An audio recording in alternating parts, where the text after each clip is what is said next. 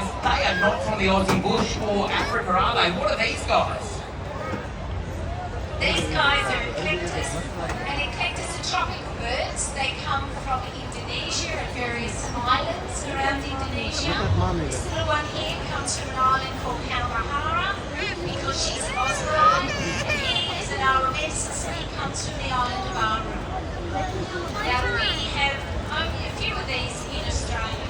When I say a few, maybe 70 of these fellas, but he's actually a boy. So you may not know, but these guys are dimorphic. The girls are the most beautiful with the red and the purples and the blues. And the boys, when they put their wings up, they're also stunning. And they're green and red and blue. Yeah, you all can't see it because he's just got his back to you, but you can see the little feathers just coming out from his wings. Absolutely spectacular. What are you going to do with me? You're going to stare into the flap, are you?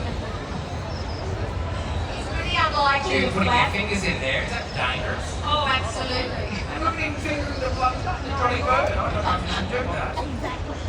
These guys are aviary birds. We do breed them and hand raise them. They've got to be worth $1. You've got a lock on that one. Oh yeah, look, one of him would take you back about $2,500. $2,500.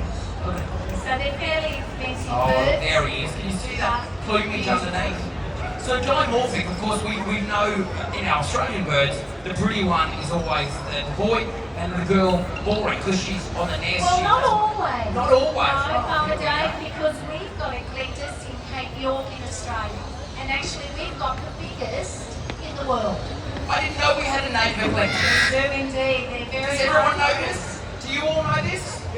Right, they're beautiful. Late to the party, girls aren't I? have all blue on them, and they are the biggest in the world, and they're called Maguilays. They're gorgeous. Wow. And how long do they live? Are they, I mean, they're a spectacular bird, and we've got the macaw over here, which we're going to have a bit of a yarn to real quick. But how long do these guys live? They're a spectacular bird. I'd love to have Well, I one. have to say our children have got a big job ahead of them because these guys are going to live out with us. We're looking at around 30 and 40 years. Goodness gracious me. You know, it depends on the nutrition, depends how you feed them, it depends how you care for them. Yeah, absolutely.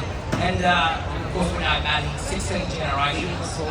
So it's one of the things about his birds, isn't he? It really is passed down from generation to generation.